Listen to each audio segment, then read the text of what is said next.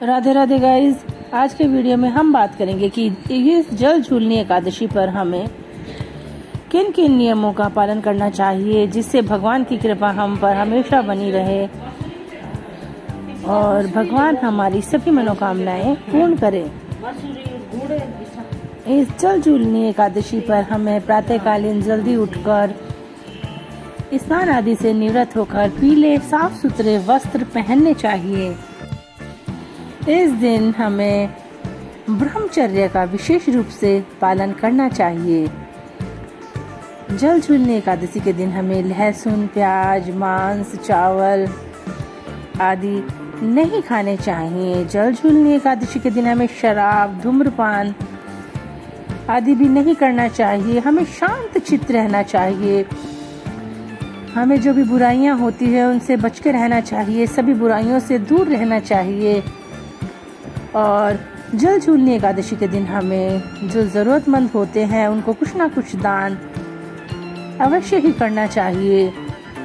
और हमें या तो कोई ब्राह्मण दंपति होता है उसको भोजन कराना चाहिए या किसी जरूरतमंद को भोजन कराना चाहिए। इस दिन हमें बाल नहीं काटने चाहिए, नाखून नहीं काटने चाहिए और हमें बाल भी नहीं धोने चाहिए। इस दिन हमें कंघी भी नहीं करनी चाहिए। कंघी करनी भी इस दिन वर्जित मानी जाती है। इस दिन हमें फलाहार खाना चाहिए। दूध और दही का सेवन करना चाहिए। और दशमी तिथि को हमें अंधेरा होने से पहले ही खाना खा लेना चाहिए। अंधेरा होने के पश्चात हमें अन्य बिल्कुल भी नहीं ग्रहण करना चाहिए। हाँ, हम कुछ फल ले सकते हैं या दूध आदि खा पी सकते हैं। और हमें दशमी तिथि को जागरण करना चाहिए। और हमें रात को दशमी तिथि को जब हम सोते हैं तो हमें ब्रश करके ज़रूर सोना चाहिए, जिससे कि क्या है कि हमारे जो दांत होते हैं उसमें अन्न का एक भी कण दांतों में ना रहे।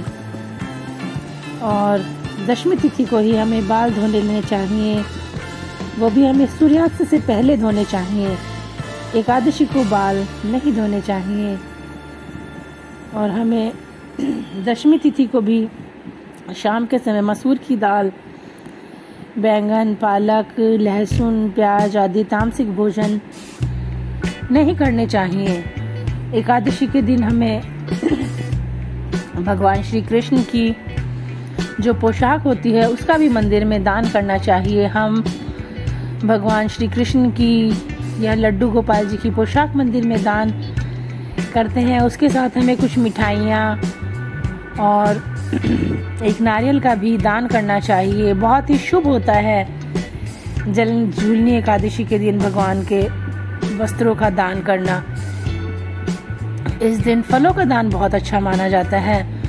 हमें शरबत आदि जो ठंडे पेय पदार्थ हैं वो पिलाने चाहिए। बहुत धर्म होता है, शिकंजी पिला सकते हैं हम। जल झूलनी एकादशी को हमें भगवान के भोग के लिए भी मंदिर में कुछ ना कुछ अवश्य ही दान